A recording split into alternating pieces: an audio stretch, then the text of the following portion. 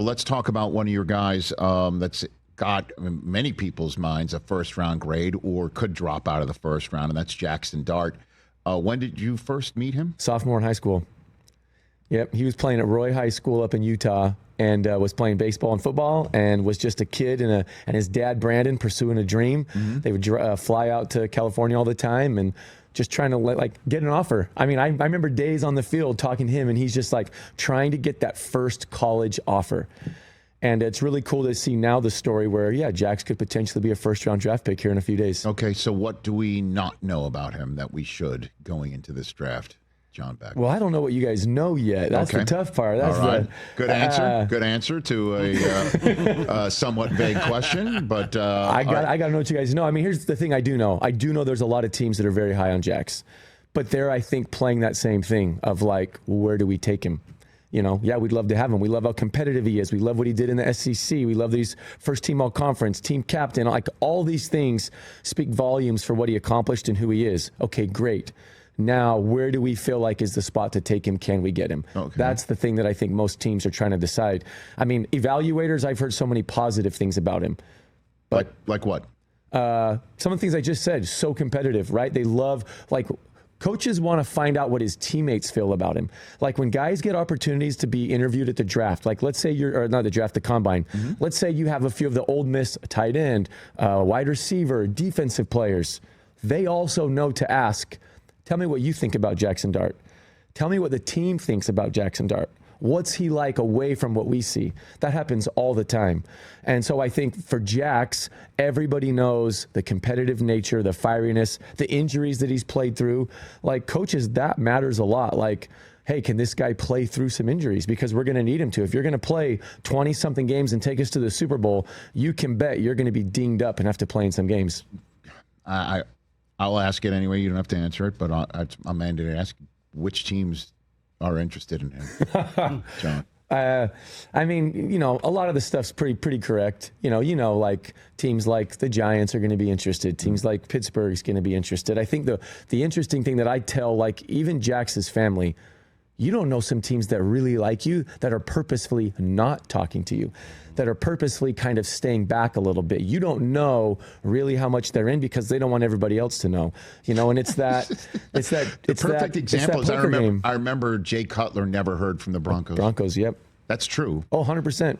100% They true. completely stayed away from him, and he was totally stunned that the Broncos took him. Yeah. It's crazy how some years you can absolutely know. Like the year that I was training Justin Herbert. Yes. I mean, it was like San Diego back then, right? But it was the Chargers. Wait, it wasn't San Diego. They were already the Chargers up here, right? The Chargers are a team, I think this is where he's going to land.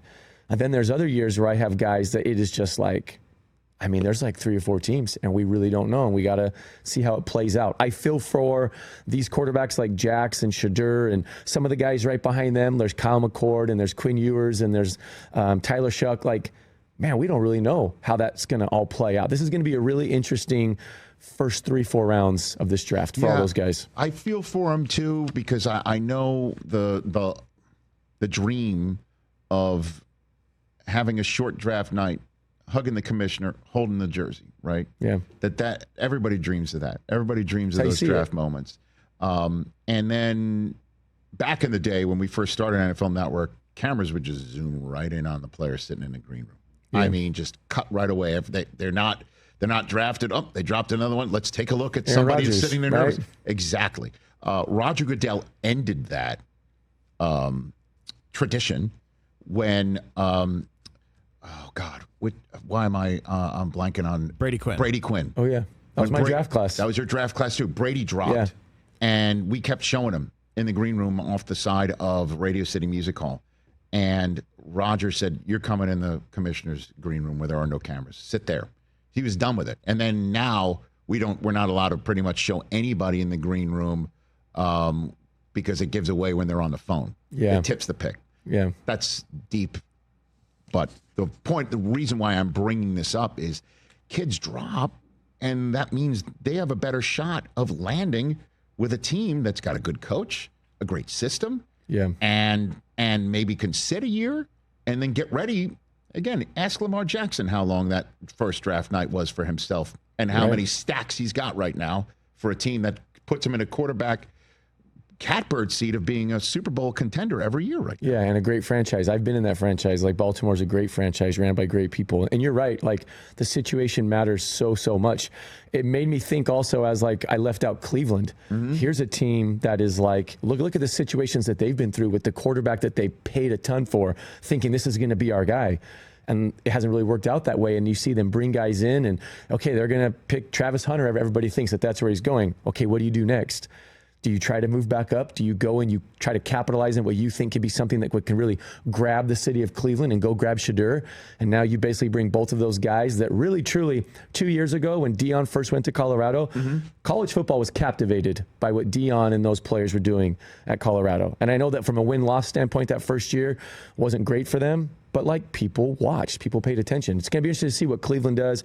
But going back to also like the team situation, like, where you end up is everything. I tell all these quarterbacks, like, do not get so caught up in feeling like you have to be a first rounder. You got to be on stage. You got to have that. Really only lasts a brief moment. What really matters is what's going to go beyond that for the years that you're at that franchise.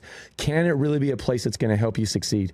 Because we've seen tons and tons of quarterbacks where the situation has not helped them. Catch the Rich Eisen Show live weekdays from 12 to 3 p.m. Eastern on Roku Sports Channel in the U.S.